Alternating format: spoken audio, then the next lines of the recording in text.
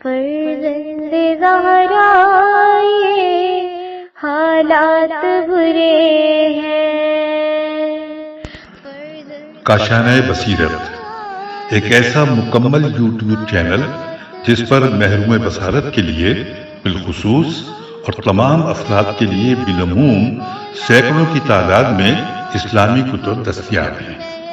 لہذا گزارش ہے کہ آپ اپنی ذمہ داری نبھاتے ہوئے کاشانہ بصیرت کو سبسکرائب کرنے کے ساتھ ساتھ بیل آئیکن کو پریس کیجیے تاکہ آپ علم کے حصول کے ساتھ ساتھ مذہب اہل بیت کی اشاعت میں بھی اہم کردار ادا کرتے رہیں۔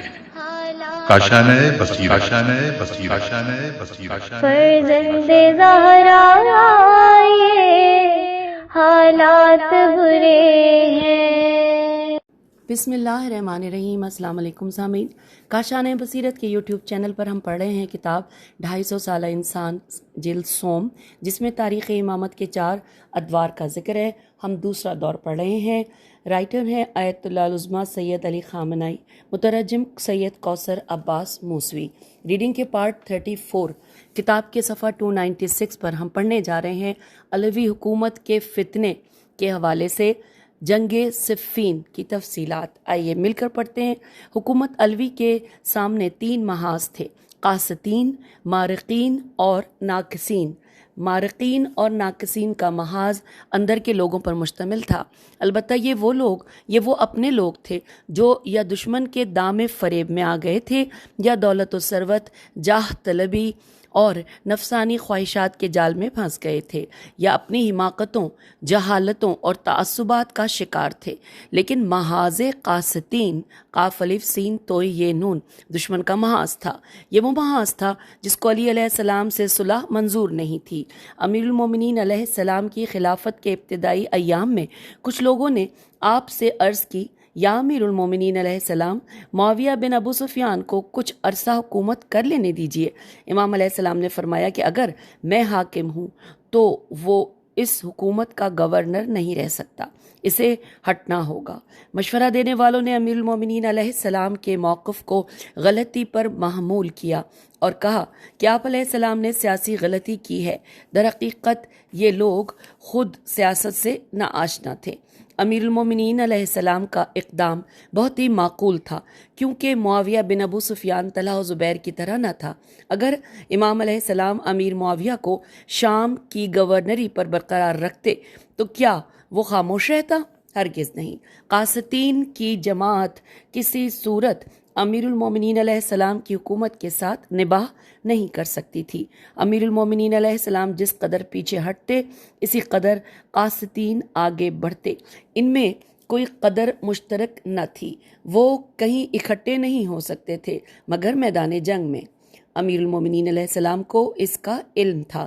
جب امیر المومنین علیہ السلام کی شہادت کے بعد قاسطین کا ٹولہ حکومت پر قابض ہو گیا تو چند سالوں کے اندر انہوں نے یہ ثابت کر دیا کہ ان کی نظر میں مثالی حکومت کا تصور کیا ہے۔ حجاج بن یوسف کی حکومت اسی کوفے میں وجود پذیر ہوئی۔ یزید بن معاویہ کی حکومت وجود میں آئی اور ثابت ہوا کہ اموی سیاست اور علوی سیاست کسی نقطے پر جمع نہیں ہو سکتی تھی، کیونکہ وہ بنیادی طور پر علوی سیاست اور اسلامی حکومت کو مانتے ہی نہیں تھے۔ اسی طرح امیر المومنین علیہ السلام اور لوگوں کا آپ علیہ السلام کے ہاتھ پر بیعت کو بھی نہیں مانتے تھے، اسی لیے وہ خود کو اس سے ماورا سمجھتے تھے۔ اسی طرح وہ عدل و انصاف اور بیت المال کو برابری کی بنیاد پر تقسیم جیسی چیزوں پر یقین ہی نہیں رکھتے تھے۔ وہ عدل و انصاف کے خلاف تھے، کیونکہ جب وہ عدل کی بات کرتے تھے تو سب سے پہلے خود ہی اس کی لپیٹ میں آ جاتے تھے۔ اب انہوں نے علوی عدالت سے مقابلہ کرنے کے لیے احترام صحابہ کا دامن تھام لیا۔ یہ انتہائی اہم بات ہے، اس لیے کہ انہوں نے عدالت کو پیٹنے اور لوگوں کے ذہنوں سے اس کی اہمیت کو مٹانے کے لیے جو امیر المومنین علیہ السلام کی حکومت کی محور تھی، ایک دوسری اسلامی اقدار کو کہ جو اہمیت کے اعتبار سے عدالت سے کم درجے کی تھی، علم بنا کر امیر المومنین علیہ السلام کے مقابلے میں آ گئے۔ ان کا مقصد صحابہ کی رائے کو اہمیت دینا یا خود صحابہ کو اہمیت دینا نہیں تھا۔ امیر المومنین امام علی علیہ السلام معاویہ کے نام اپنے ایک خط میں اس نقطے کی طرف اشارہ کرتے ہوئے لکھتے ہیں کہ تم مہاجرین اور انصار کے درمیان فیصلہ کرنا چاہتے ہو، تم ہمیں سکھانا چاہتے ہو، تم کل کے مسلمان علی ابن ابی طالب علیہ السلام کو کہ جس کا وجود اسلام سے پر ہے، جس نے اسلام کے دامن میں پرورش پائی ہے، تم اسے اسلام سکھانا چاہتے ہو۔ جب امیر المومنین علیہ السلام نے معاویہ کو لکھ دیا کہ تم گورنر نہیں رہ سکتے ہو، تو معاویہ کو امیر المومنین علیہ السلام کی بات مان لینی چاہیے تھی۔ کوئی عقلی، نقلی، منطقی، شرعی اور عرفی دلیل ایسی نہیں تھی کہ جس کی بنا پر ایک گورنر جس کو امیر المومنین خلیفۃ المسلمین کہہ دے کہ میں نے تجھے برطرف کر دیا ہے، تو وہ کہہ دے کہ نہیں، میں کرسی نہیں چھوڑوں گا، اور اس بات کو بنیاد بنا کر وہ لشکر کشی اور جنگ پر اتر آئے، اور معاویہ نے ایسا ہی کیا۔ معاویہ کا دھڑا تھا جو مختلف انداز سے پروپیگنڈا کر رہا تھا، جسے آج کی زبان میں نفسیاتی جنگ کہا جاتا ہے۔ یہ کوئی نئی ایجاد نہیں ہے، اس کی بس روش بدل گئی ہے، ورنہ یہ روز اول سے تھی۔ کچھ کو بڑی مہارت تھی نفسیاتی جنگ میں۔ ان کی کارکردگی کو دیکھ کر اندازہ لگایا جا سکتا ہے کہ وہ نفسیاتی جنگ میں ماہر تھے۔ ذہنوں کی تعمیر سے کہیں زیادہ ان کی تخریب آسان ہے۔ ایک بات سن کر بڑی آسانی سے انسان بدظن ہو جاتا ہے، ذہن میں بدگمانی بڑی آسانی سے داخل ہو جاتی ہے، لیکن اسے ذہن سے نکالنا بڑا دشوار کام ہوتا ہے۔ وہ لوگ شکوک و شبہات پیدا کرتے تھے، بدگمانی پھیلاتے تھے، یہ کام آسان بھی تھا۔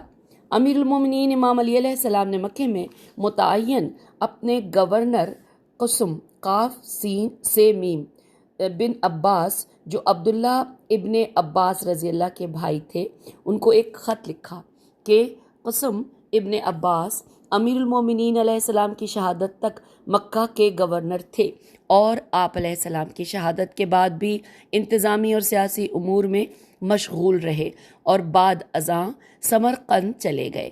اس خط سے جہاں امیر المومنین علیہ السلام کے دور کے حالات کی عکاسی ہوتی ہے، اس سے کہیں زیادہ معاویہ کے پروپیگنڈوں کی کیفیت واضح ہو جاتی ہے۔ اس سلسلے میں 2-3 اہم نکات پائے جاتے ہیں جنہیں سمجھنے کے لیے اس خط کا بغور جائزہ لینا ضروری ہے۔ خط کا موضوع یہ ہے کہ امیر المؤمنین امام علی علیہ السلام قسم قاف سے بیم قسم بن عباس کو لکھتے ہیں کہ شام میں موجود ہمارے جاسوسوں کے ذریعے ہمیں یہ اطلاع ملی ہے کہ معاویہ کا ارادہ ہے کہ وہ اس سال حج کے موقع پر مسلمانوں کے اس عظیم اجتماع میں اپنے کچھ خفیہ مبلغین کو بھیجنا چاہتا ہے، تاکہ اس موقع سے فائدہ اٹھاتے ہوئے معاویہ کے حق میں نیز امیر المومنین علیہ السلام اور حق کے محاذ کے خلاف اپنے منفی پروپیگنڈوں کا آغاز کر سکے۔ لہٰذا تم اس بات کا خاص خیال رکھنا، جیسا کہ مغرب میں متعین میرے جاسوسوں نے اطلاع دی ہے۔ مغرب کہاں ہے؟ مغرب سے مراد وہی شام اور سوریہ ہے جو ان دنوں غصب ہو گیا تھا، غین سواد بے، اور سال ہر سال تک معاویہ وہاں پر حکومت کرتا رہا تھا۔ یہ علاقہ عراق کے مغرب میں واقع ہے۔ اس وقت چونکہ امیر المومنین علیہ السلام کوفے میں تشریف فرما تھے، اس لیے شام کو مغرب کہہ رہے ہیں۔ اب یہاں پہ یہ لکھا ہے کہ فَإِنَّ عَيْنِي بِالْمَغْرِب، اور حوالہ ہے نہج البلاغہ مکتوب نمبر 33، قسم بن عباس کے نام مکتوب، یعنی شام میں متعین میرے جاسوسوں نے مجھے خط لکھا ہے اور مجھے اطلاع دی تھی کہ حج کے موسم میں مکے میں مسلمانوں کے عظیم اجتماع کے موقع پر شام کے کچھ لوگ بھیجے گئے ہیں۔ کیوں بھیجے گئے ہیں؟ تاکہ وہاں جا کر امیر المومنین علیہ السلام کے خلاف منفی تبلیغات کر سکیں۔ اس زمانے میں ابلاغ کے دوسرے ذرائع تو نہیں تھے اس زمانے میں، لہٰذا جب لوگوں کے درمیان وسیع پیمانے پر کوئی بات پھیلانی ہو تو لوگوں کے بڑے اجتماعات سے استفادہ کیا جاتا تھا۔ اس دور میں دنیا بھر کے مسلمانوں کا جو عظیم اجتماع منعقد ہوتا تھا وہ آج بھی ہوتا ہے۔ یہ وہی حج کا عظیم اجتماع ہے۔ یہ کوئی سربراہی اجلاس نہیں ہے یا صرف بڑوں کا اجتماع نہیں ہے کہ جو مل بیٹھ کر آپس میں بات چیت کریں اور عوام کو پتہ ہی نہ چلے کہ کیا بات ہوئی ہے، بلکہ یہ عوامی اجتماع ہے، یہ دلوں کا اجتماع ہے، یہ مسلمانوں کے مختلف قافلوں کا اجتماع ہے جو بغیر کسی رکاوٹ کے وہاں پر ایک دوسرے سے مل سکتے ہیں، بات چیت کر سکتے ہیں، اطلاعات کا رد و بدل کر سکتے ہیں، اپنی معلومات میں اضافہ کر سکتے ہیں، آپس میں درد دل کر سکتے ہیں، ایک دوسرے کی ضروریات سے آگاہی حاصل کر سکتے ہیں، کوئی متفقہ لائحہ عمل طے کر سکتے ہیں، آپس میں متحد ہو سکتے ہیں۔ یہ ایک عظیم اجتماع ہے۔ ایسے لوگوں کے لیے یہ مواقع بڑی اہمیت کے حامل ہوتے ہیں جو تبلیغ کا ارادہ رکھتے ہوں، اب چاہے وہ مثبت تبلیغ ہو یا منفی، گمراہ کن تبلیغ ہو یا کسی کو راہ راست پر لانے کی غرض سے ہو، یہاں پر کام کیا جا سکتا ہے، جدوجہد کی جا سکتی ہے۔ اب اگر امیر المومنین علیہ السلام حج کے اس عظیم اجتماع میں کوئی کام نہیں کریں گے تو معاویہ تو کرے گا۔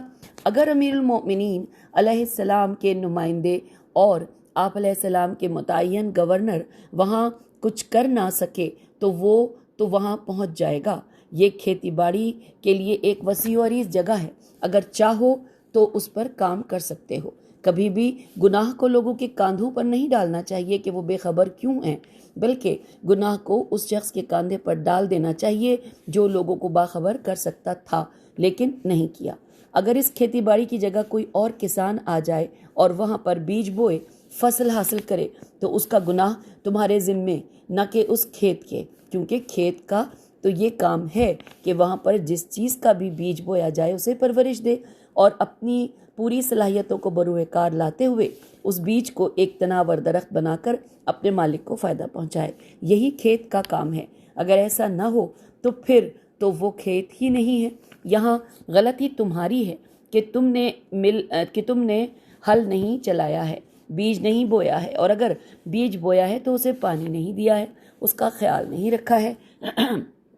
دوسروں نے تمہارے کھیت پر ہل چلایا ہے، تمہارے بوئے ہوئے کو نکال پھینکا ہے اور کسی اور چیز کا بیج بویا ہے، اسے پانی دیا ہے، اس کی دیکھ بھال کی ہے اور آخر میں فصل بھی کاٹی ہے۔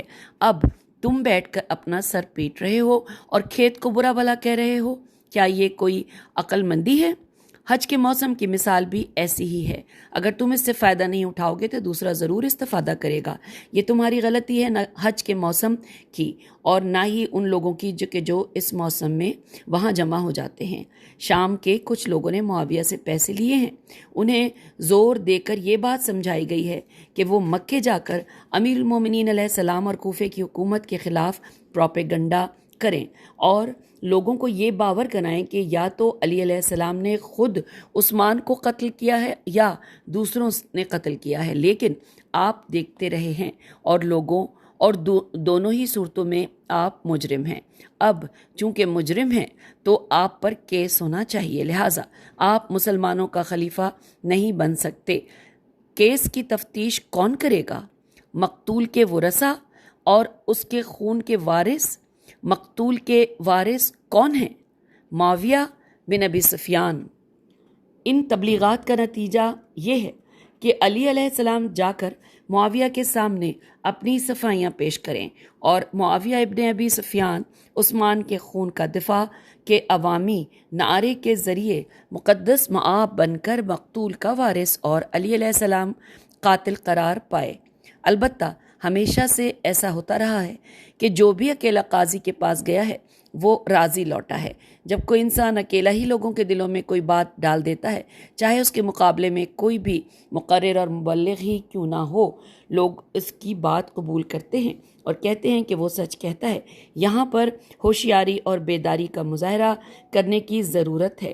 ایسے موقع پر ایک شخص کو یہاں کہہ دینا چاہیے کہ یہ غلط ہے، فلاں فلاں دلیل کی روشنی میں امیر المومنین علیہ السلام کا اس کیس سے کوئی تعلق نہیں ہے۔ البتہ عثمان کے قتل کا اصلی محرک خود معاویہ ہے۔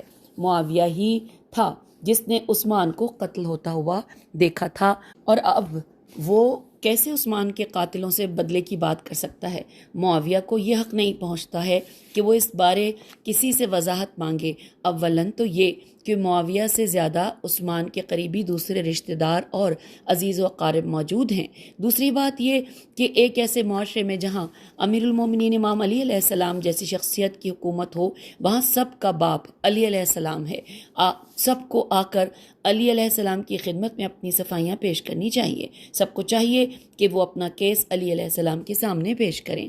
آپ بہتر جانتے ہیں کہ کیا کرنا ہے۔ اگر کوئی اس طرح بات کرے گا تو لوگ مطمئن اور پرسکون ہو جائیں گے۔ اگر یک طرفہ پروپیگنڈا کیا جائے تو اس کا بہترین نتیجہ نکلتا ہے، یعنی اگر اسے کوئی روکنے ٹوکنے والا نہ ہو تو وہ خوب کام کرتا ہے۔ اور اسی حربے کے تحت شام سے کچھ لوگ مکہ آئے ہوئے تھے تاکہ امیر المومنین علیہ السلام کے خلاف منفی تبلیغ کریں۔ توجہ فرمائیے کہ معاویہ کس طرح کام کرتا تھا اور امیر المومنین علیہ السلام کو کن مشکلات کا سامنا تھا۔ امام علی علیہ السلام کو کس قدر چوکس رہنے کی ضرورت تھی۔ آپ علیہ السلام کو کس قدر ہوشیار اور بیدار رہنے کی ضرورت تھی کہ کوئی زہر آلود داخل نہ ہونے پائے۔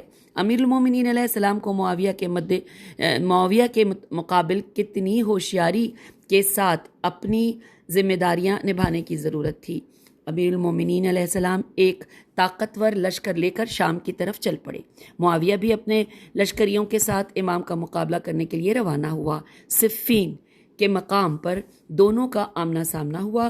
امیر المومنین علیہ السلام کا ارادہ تھا کہ ان کے ساتھ جنگ نہ کریں۔ آپ علیہ السلام دشمن کو سمجھانے بجھانے اور نصیحت کرنے کا عزم صمیم رکھتے تھے، اسی لیے فرمایا کہ میں انہیں سمجھاتا ہوں، اگر یہ لوگ میری نصیحت قبول کر لیں تو میں ان کے خلاف تلوار نہیں چلاؤں گا اور ان سے جنگ نہیں کروں گا۔ امیر المومنین علیہ السلام صفین میں جنگ کو اس قدر ٹالتے رہے کہ آپ علیہ السلام کے اصحاب تنگ آ گئے اور کہنے لگے کہ اے امیر المومنین علیہ السلام، کیا آپ معاویہ کے لشکر سے ڈرتے ہیں؟ کیا اسی لیے آپ ان کے ساتھ جنگ سے گریز کر رہے ہیں؟ فرمایا، میں ان سے ڈروں؟ ان سے؟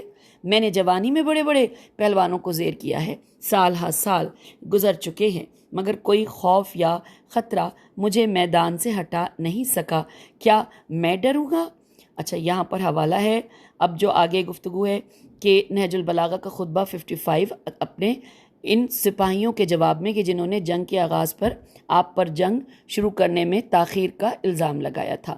یہاں پر اب یہ مولا فرما رہے ہیں کہ میں نے جنگ کو ایک دن کے لیے بھی نہیں ٹالا، مگر اس امید میں کہ ان میں سے کچھ لوگوں کی آنکھیں کھل جائیں، وہ ہوش کے ناخون لیں، مجھ سے ملحق ہو جائیں اور ہدایت پالیں۔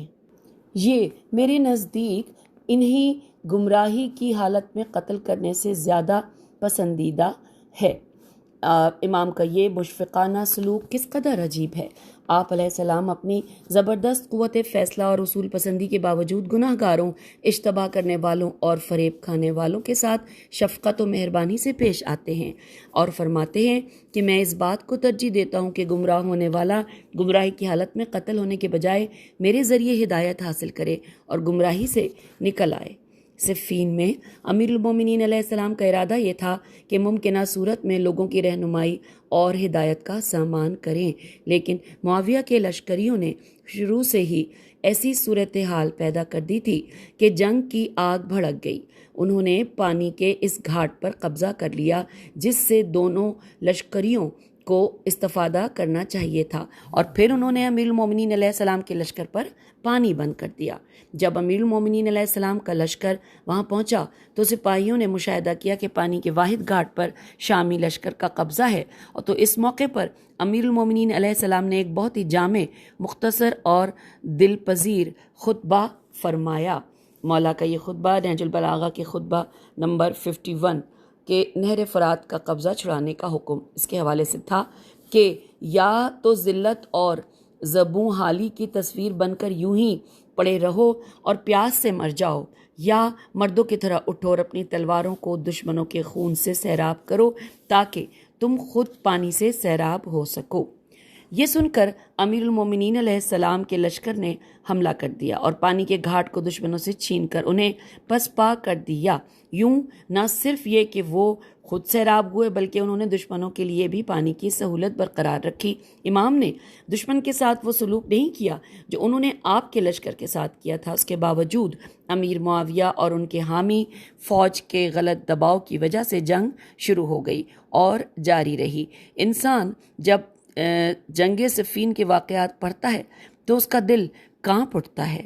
جنگ صفین امیر المومنین علیہ السلام پر مسلط کردہ جنگوں میں سے سخت ترین جنگ تھی اور اسے آخر تک آپ علیہ السلام پر مسلط کر رکھا گیا، اور ان تمام زحمتوں کے باوجود جو اس جنگ میں پائی جاتی تھی، جو بظاہر 9 سے 10 ماہ تک جاری رہی، اس طرف امیر المومنین علیہ السلام اپنے ساتھیوں سے گفتگو فرما رہے تھے اور انہیں جہاد کا شوق دلا رہے تھے اور انہیں یاد خدا سے آشنا کر رہے تھے، جبکہ دوسری طرف وہ لوگ جن کا شمار اصحاب پیغمبر صلی اللہ علیہ وآلہ وسلم میں ہوتا تھا، جو معاویہ کی رکاب میں جنگ لڑ رہے تھے، وہ بھی شاید اپنے ایمان اور عقیدے کے ساتھ جنگ لڑ رہے تھے، کیونکہ وہ سمجھتے تھے کہ وہ کوئی اچھا کام کر رہے ہیں۔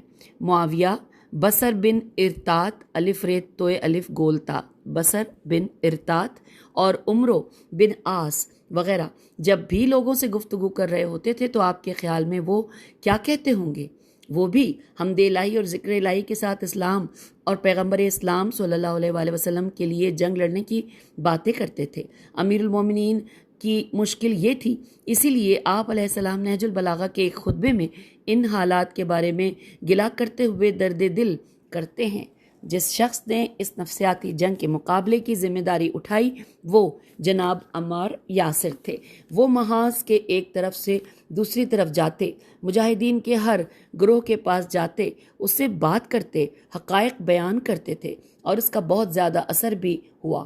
کہیں دیکھتے کہ اختلاف پیدا ہو گیا ہے اور کچھ لوگ شک میں پڑ گئے ہیں تو فوراً وہاں پہنچتے، ان سے بات کرتے، چیزیں بیان کرتے اور ان کو سمجھاتے تھے، گروہوں کو کھولتے تھے۔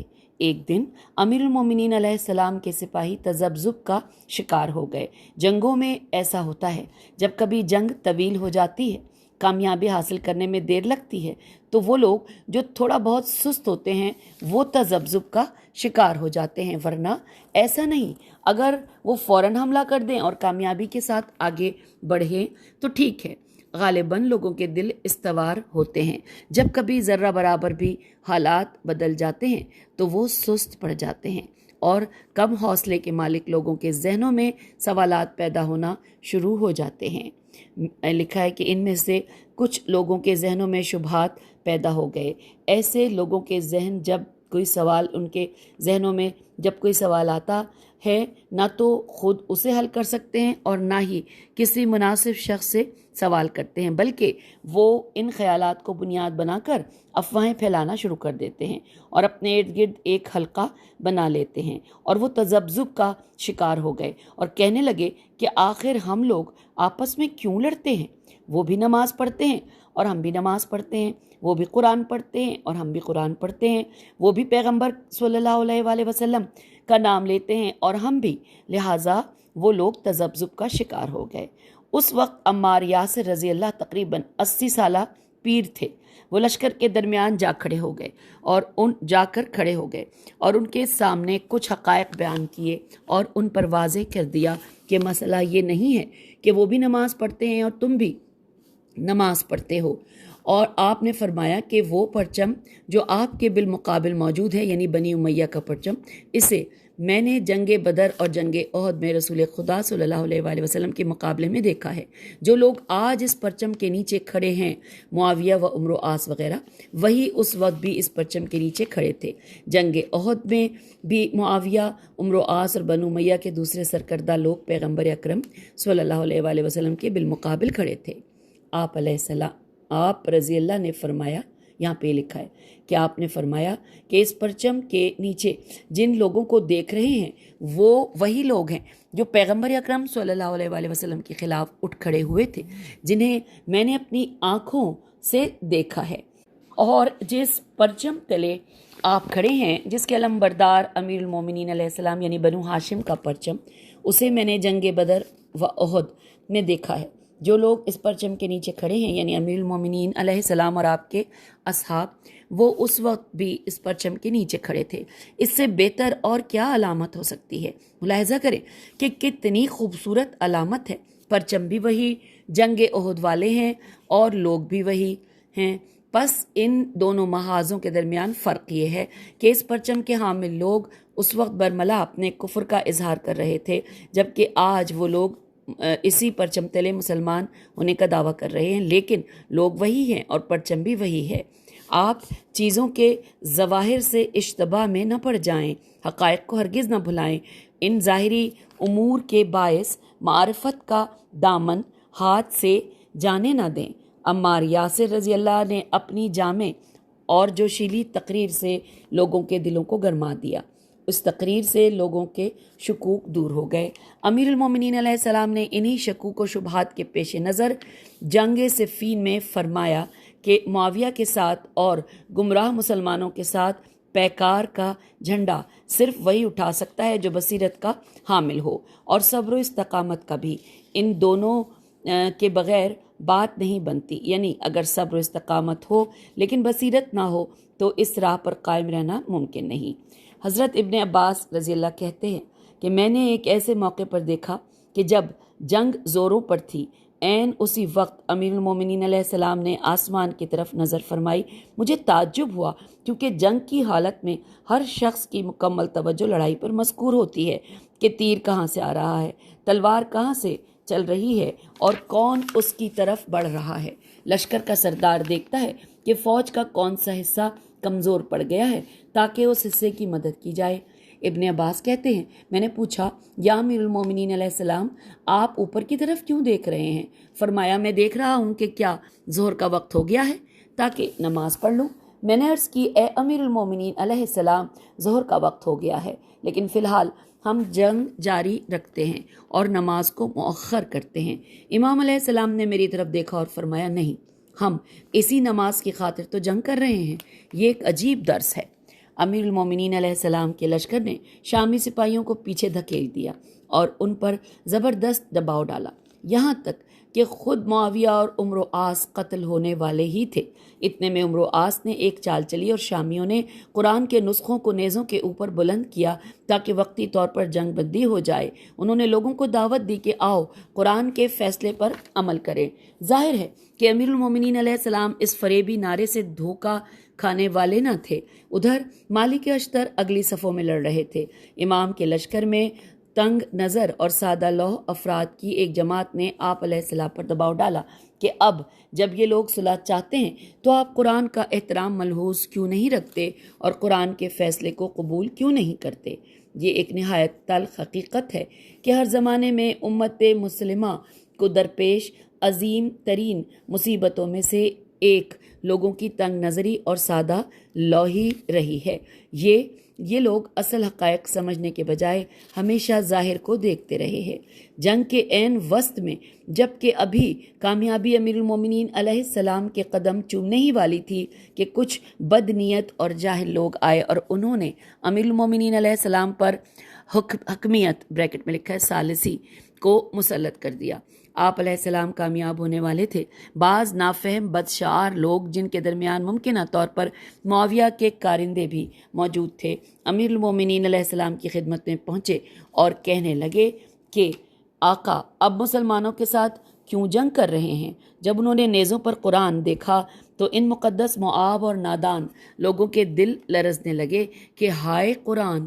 یہ لوگ آ گئے اور امیر المومنین علیہ السلام کو گھیرا اور آپ علیہ السلام پر تلواریں کھینچ کر دباؤ ڈالا کہ آپ علیہ السلام معاویہ سے صلح کریں۔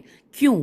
آج کے معاویہ اور کل کے معاویہ میں کیا فرق ہے کہ کل جو برا تھا، دشمن تھا، جس کے ساتھ جنگ کرنا ضروری تھا، آج اسی کے ساتھ صلح کرنا اور اس کے ساتھ دوستی کرنا ضروری ہے؟ آخر اس میں کیا تبدیلی آ گئی ہے؟ وہ کہنے لگے کہ کچھ بھی ہو اس کے ساتھ صلح کرنی ہوگی کیونکہ اس نے قرآن کو نیزوں پر اٹھایا ہے۔ جناب یہ جھوٹ ہے، دھوکہ ہے، تمہیں بیوقوف بنا رہا ہے، وہ تو قرآن کو مانتا ہی نہیں ہے۔ تم لوگ اس کے ہاتھ کا کھلونا مت بنو، بے مقصد اس کے آلہ کار نہ بنو۔ حضرت علیہ السلام نے فرمایا کہ تم لوگ اشتباہ کر رہے ہو، تم دشمن کو پہچانتے نہیں ہو۔ یہ لوگ جو قرآن کو حکم کے طور پر پیش کر رہے ہیں ان کا قرآن پر اعتقاد و یقین نہیں ہے، میں ان کو اچھی طرح پہچانتا ہوں۔ اور اس کے بعد مولانا نے جو فرمایا وہ بہار الانوار، یہاں پر حوالہ ہے بہار الانوار کتاب الفتن والمحن، ابواب ماجری بعد قتل عثمان، باب 23 حدیث نمبر 617 کہ مولا فرماتے ہیں کہ میں ان کو بچپنے سے پہچانتا ہوں، ان کی بزرگی کا دور بھی دیکھا ہے، یہ لوگ بچپن میں ہی بھی شریر اور برے تھے اور بڑے ہو کر بھی شریر اور برے ہی ہیں، ان کا قرآن پر کوئی یقین نہیں ہے۔ ایک گروہ جو بعد میں خوارج کے نام سے مشہور ہوا، امیر المومنین امام علی علیہ السلام کے سامنے تلوار کھینچ کر کھڑا ہو گیا۔ امیر المومنین علیہ السلام کے لشکر نے اس پرفریب نعرے کو سنا اور کہا کہ یہ کوئی بری چیز نہیں ہے، معاویہ کا لشکر کوئی بری بات نہیں کہہ رہا ہے، وہ قرآن کو حکم اور قاضی بنانا چاہتا ہے۔ آپ ملاحظہ کیجئے کہ یہ دھوکہ کھانے کا مقام ہے۔ یہاں پر اس گروہ کے قدم اس لیے ڈگمگا گئے چونکہ انہوں نے اس لغزش گاہ پر توجہ نہیں کی تھی۔ ان کی یہ غلطی ناقابل بخشش ہے، انہوں نے کھائی کو نہیں دیکھا، اس پر نگاہ نہیں کی۔ اگر وہ حقیقت سمجھنا چاہتے تو حقیقت ان کے سامنے بالکل عیاں تھی۔ وہ شخص جو قرآن کی حکمیت یعنی ثالثی کی دہائی دے رہا ہے، وہ ایک واجب اطاعت امام کے مد مقابل تلوار چلا رہا ہے، اس کا قرآن پر کیسا اعتقاد؟ وہ معاویہ جسے آزمایا گیا ہے، اسے تو امیر المومنین علیہ السلام کے کیمپ کے تمام لوگوں کو اچھی طریقے سے پہچان لینا چاہیے اور یہ جان لینا چاہیے کہ اسلام اور قرآن کے سامنے ایک کھلونے سے زیادہ جان لینا چاہیے کہ اسلام اور قرآن اس کے سامنے ایک کھلونے سے زیادہ کچھ نہیں ہے۔ ہمارے عقیدے سے صرف نظر کہ ہم امیر المومنین علیہ السلام کو پیغمبر اکرم صلی اللہ علیہ وآلہ وسلم کی جانب سے منصوب و منصوص خلیفہ جانتے ہیں، جو لوگ اس عقیدے کو نہیں مانتے وہ بھی اس بات کو تسلیم کرتے تھے کہ خلیفہ سوم کے بعد تمام لوگوں نے امیر المومنین علیہ السلام کی بیعت کی ہے، آپ کی خلافت کو قبول کیا ہے، جس کے روح سے امیر المومنین علیہ السلام پوری امت کے امام تھے۔ آپ اسلامی معاشرے کے واجب اطاعت امام تھے۔ آپ علیہ السلام کے مد مقابل جو بھی آتا، آپ سے جو بھی جنگ کرتا، تمام مسلمانوں کا یہ فریضہ تھا کہ وہ اس کا مقابلہ کرے۔ جو شخص قرآن کو نیزوں پر بلند کر رہا تھا، اگر وہ واقعی قرآن پر عقیدہ رکھتا تھا تو اسے قرآن کی یہ بات سنائی کیوں نہیں دیتی کہ تم علی علیہ السلام سے کیوں لڑ رہے ہو؟ اگر وہ حقیقت میں قرآن کا معتقد تھا تو اسے سر تسلیم خم کر لینا چاہیے تھا اور جنگ سے دستبردار ہونا چاہیے تھا، تلوار پھینک دینی چاہیے تھی۔ امیر المومنین علیہ السلام کے لشکر کے اس گروہ کو اسے دیکھنا چاہیے تھا، اسے سمجھنا چاہیے تھا کہ کیا یہ کوئی مشکل بات تھی؟ کیا یہ کوئی پیچیدہ چیز تھی جسے سمجھا نہ جا سکے؟ انہوں نے کوتاہی کی، بے بصیرتی اسے کہتے ہیں، بے بصیرتی اسے کہتے ہیں۔ اگر انہوں نے اس میں تھوڑا بہت بھی غور و فکر کیا ہوتا تو حقیقت سمجھ جاتے۔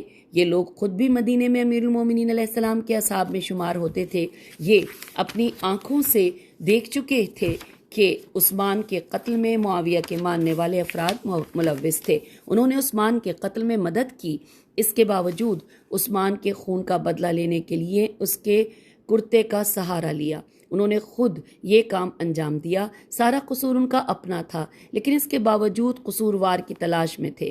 آپ ملاحظہ کیجئے کہ یہ عدم بصیرت، عدم وقت کا نتیجہ ہے، نگاہ نہ کرنے کا نتیجہ ہے، ایک حقیقت کو نظر انداز کرنے کا نتیجہ ہے۔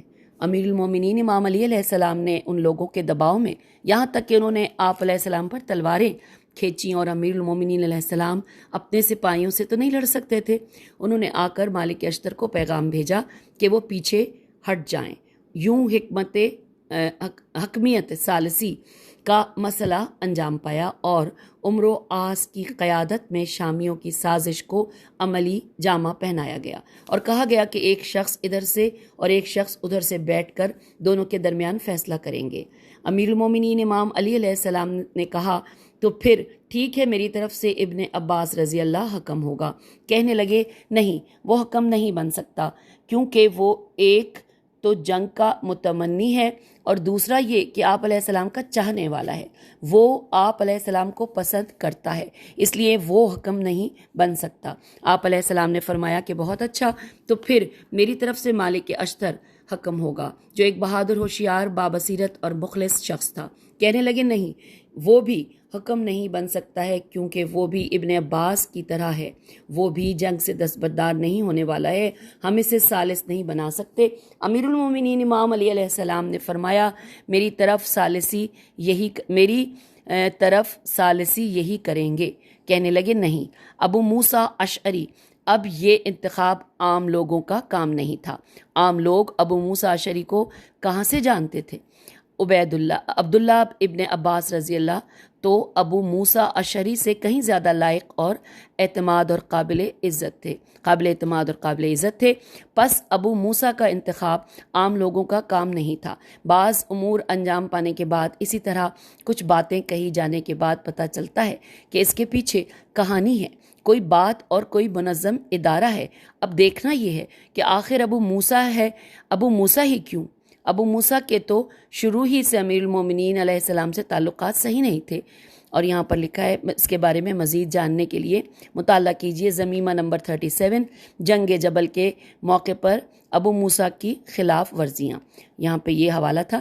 اب لکھا ہے کہ جس وقت امیر المومنین امام علی علیہ السلام منصب خلافت پر فائز ہوئے، اس وقت ابو موسیٰ اشعری بصرے کا گورنر تھا اور وہ گورنری چھوڑ کر چلا گیا تھا، لیکن جنگ جمل میں وہ امیر المومنین علیہ السلام کے لشکر میں شامل تھا۔ لوگوں کی طرف سے دباؤ تھا کہ اسے ثالث بنایا جائے، مگر امیر المومنین علیہ السلام اس کے لیے تیار نہیں تھے۔ لیکن انہی ذرائع جن کے ذریعے آپ پر اصل حکمیت ثالثی مسلط کی گئی تھی، انہی ذرائع کے ذریعے اس شخص کی ثالثی بھی آپ پر مسلط کی گئی۔ اس کے بعد ابو موسیٰ اشعری نامی اس مقدس مآب اور دنیا و مافیہ سے بے خبر شخص نے امیر المومنین علیہ السلام کو خلافت سے برطرف کرنے کا اعلان کیا، جبکہ دوسری طرف ایک مکار اور خود غرض شخص نے معاویہ کو خلافت پر فائز کرنے کا اعلان کیا۔ اب معاملے کو کیسے ٹھیک کیا جائے؟ حکمیت اور دو محاذوں کے درمیان ثالثی کا نتیجہ یہ نکلتا ہے کہ امیر المومنین علیہ السلام کو خلافت سے برطرف کرتے ہوئے معاویہ کی خلافت کی توثیق کی جاتی ہے۔ البتہ اس دوران یعنی ثالثوں کا نتیجے کے اعلان کرنے تک کئی مہینے لگ گئے۔ جب ایسا ہوا تو امیر المومنین علیہ السلام سمجھ گئے کہ اس حکمیت کا کوئی اچھا نتیجہ نہیں نکلنے والا ہے، لیکن چونکہ ایک معاہدہ طے پایا تھا، ثالثی کے لیے امیر المومنین علیہ السلام کی جانب سے ابو موسیٰ اشعری کا انتخاب کیا گیا تھا۔ آپ علیہ السلام نے اپنے دستخط کے ساتھ خط لکھ کر ثالثی کی منظوری دے دی اور اپنے ساتھیوں سے کہا کہ اب ہمیں کوفہ لوٹنا چاہیے۔ اب یہاں پر تفصیلات کچھ یہاں سے ہم پڑھتے ہیں کہ جو حاشیے میں ہے کہ امیر المومنین علیہ السلام نے ضروری ہدایات دینے کے بعد ابو موسیٰ اشعری کو شریح بن ہانی کی کمانڈ میں 400 سپاہیوں کے ساتھ روانہ کیا اور عبداللہ بن عباس کو بھی امام جماعت کی حیثیت سے ان کے ساتھ روانہ کیا۔ ابو موسیٰ اشعری سے ملاقات کے موقع پر عمرو و عاص نے معاویہ کے کچھ فضائل بیان کرتے ہوئے کہا کہ وہ عثمان کے خون کا وارث ہے اور اللہ تعالیٰ نے خون کے وارث کو سلطان قرار دیا ہے۔ ابو موسیٰ چونکہ خلیفہ ثانی کی پیروی کرتے ہوئے شورا پر یقین رکھتا تھا اور کہتا تھا کہ ہمیں ان دونوں علی اور معاویہ کو معزول کر کے شورا کے ذریعے نئے خلیفہ کا انتخاب کرنا چاہیے، لہٰذا جب ابو موسیٰ نے ممبر پر جا کر امام علی علیہ السلام کی معزولی کا اعلان کیا تو عمرو عاص نے کہا کہ اسے صرف علی کو معزول کرنے کا حق تھا، لیکن میں معاویہ کو خلافت پر باقی رکھتا ہوں۔ اس موقع پر ابو موسیٰ چلانے لگا اور عمرو عاص کو برا بھلا کہتے ہوئے اسے کتا کہا، جس پر عمرو عاص نے اسے گدھا کہا اور یوں یہ جلسہ ختم ہوا۔ سامعین، یہ حاشیے میں لکھا تھا، اب ہم واپس آتے ہیں، ایک پیراگراف رہ گیا، اس کو مکمل کرتے ہیں۔ لکھا ہے کہ امام جعفر صادق علیہ السلام سے منقول ایک روایت میں ہے کہ اگر امیر المومنین امام علی علیہ السلام اہل قبلہ سے جنگ نہ کرتے تو اس قسم کے برے اور باغی اہل قبلہ سے کیسے نمٹنا چاہیے کبھی پتہ نہ چلتا۔ یہ علی ابن ابی طالب علیہ السلام تھے کہ جنہوں نے اس راستے کو کھول دیا اور سب کے سامنے واضح کر دیا کہ کیا کرنا چاہیے۔ خود یہی حکمیت کا مسئلہ جسے آپ علیہ السلام نے ان لوگوں کے دباؤ میں قبول کیا تھا، بعض لوگوں کے لیے بہانہ بن گیا۔ وہی مقدس مآب لوگ جنہوں نے حکمیت یعنی ثالثی قبول کرنے کے لیے آپ پر دباؤ ڈالا تھا، انہی لوگوں نے دوبارہ دباؤ ڈالنا شروع کیا کہ آپ علیہ السلام نے حکمیت ثالثی کیوں قبول کی ہے، یعنی ایک نیا فتنہ وجود میں آیا جسے خوارج کا فتنہ کہا جاتا ہے۔ سامعین، یہاں پر ہم نے اس چیپٹر کو یعنی اس پورے کو الحمدللہ جنگ صفین کے حوالے سے جو تھا وہ ایک ہی نشست میں مکمل کر لیا۔ اگلی نشست میں ملتے ہیں، جنگ نہروان پڑھیں گے۔ خدا حافظ، فی امان اللہ۔